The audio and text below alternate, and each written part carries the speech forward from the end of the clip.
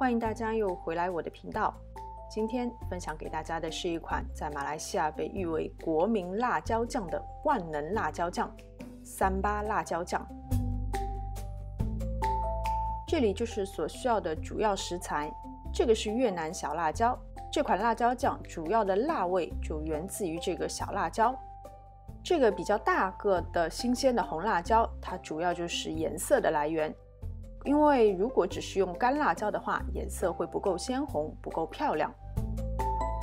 这个呢是辣椒干，它除了给予这个辣椒酱里面的辣味，还给予一些香味。这个是柠檬草，也就是香茅。杂货店的老板跟我说，如果想要这个三巴辣椒酱好吃的话，最好是放一些香茅。这个呢，在本地被称为 belacan， 然后音译过来呢，它的中文名字叫做巴拉尖，在国内的一些购物软件上可以买到。它是本地一种比较有特色的酱料吧，算是。这个大家一看就知道是虾米，因为最后是要被搅碎的，所以不需要买太贵太好的虾米，买这种小小的就可以了。这个长得像洋葱一样的呢，是红葱头。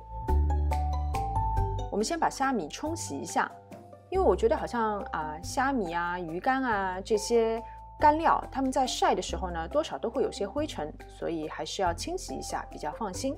清洗过后就稍微沥干水分，然后放在一边备用。辣椒干把它们剪成小段，然后把里面的辣椒籽筛掉。处理辣椒的时候呢，建议大家戴个一次性的塑料手套。筛去辣椒籽的辣椒干，我们也是把它们放在自来水下面冲洗一下，沥干水分，然后用开水把它们泡软。然后这些新鲜的红辣椒，不管是大的还是小的，我们也是都把它们去籽。再次提醒一下，最好是戴一次性的塑料手套来操作这些辣椒。我没有戴，所以过后我的手火辣辣的疼了2天。然后把它们稍微切成小块一点。其实如果你觉得你的破皮机功率足够大的话，不切也无所谓。刚刚的那些红葱头，我把它们都去了皮，也是稍微切小块一些。大蒜头也是一样，去皮，然后稍微切一下。柠檬草去根，拍扁，然后也是剁碎。柠檬草如果实在买不到呢，也可以省略，但是如果加在里面呢，的确会让辣椒酱更香。我们可以看到这个辣椒干已经泡软了，我们把水滤掉，把辣椒捞出，放在一边备用。锅中不用加油，直接放入这个 belacan， 就用中小火，一边把它们碾碎，一边翻炒，直到炒出香味。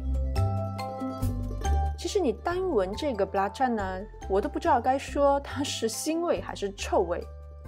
其实它的味道并不友好，但是很神奇，加在一些菜肴里面，和加在这个辣椒酱里面，它就是真的会变成非常非常香的味道。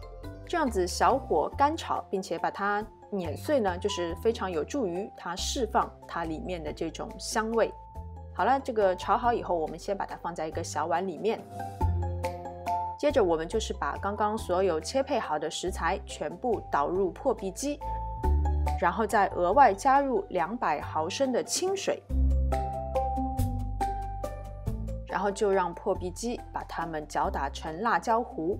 你可以用点动的方式，也可以用搅打果汁的那个模式，总之不要煮它，只是把它们搅碎拌匀，仅此而已。然后我们把搅碎了的辣椒糊倒入锅中，再额外倒入300毫升的食用油，再加入1大勺的盐。盐你也可以一开始不用加太多，因为 belacan 是咸的，然后可能不同的虾米咸的程度也是不一样，所以如果你担心太过咸的话，盐可以到最后再额外补充。然后开小火不停地翻炒，刚刚额外添加的那些食用油都被辣椒酱给吃进去了。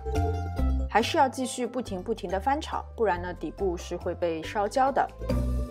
然后你就会发现锅边开始有红油溢出，到这个程度呢就差不多了，要有一点耐心。这个过程我大概一共是炒了20分钟左右吧，所以可以一次多做一些，分装在小的玻璃罐中，然后放在冰箱冷藏，应该是放几个月都不会坏吧。加入2大勺的糖，糖一定要最后加，就是像这样快要完成的时候加，可以加白砂糖，可以加黄糖，也可以加椰糖。